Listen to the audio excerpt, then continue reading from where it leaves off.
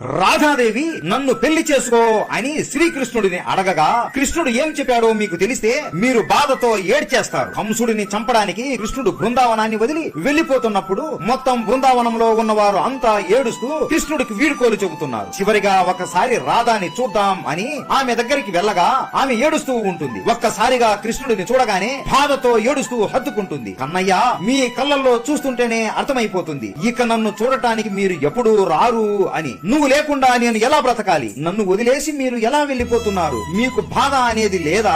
నన్ను కూడా మీతో పాటు తీసుకుని వెళ్ళండి.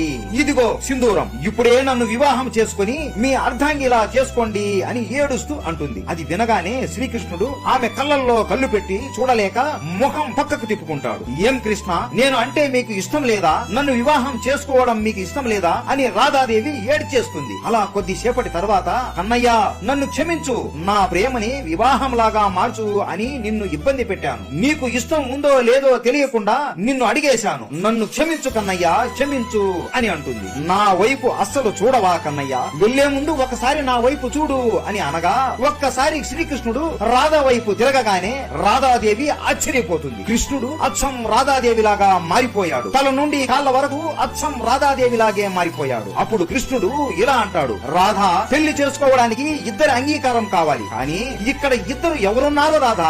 ఇక్కడ ఉన్నది ఒకరే, మనం ఇద్దరం ఒకరే కదా రాధా, మనకి వివాహం ఎందుకు అని అంటాడు. రాధే రాధే. Download ShareChat.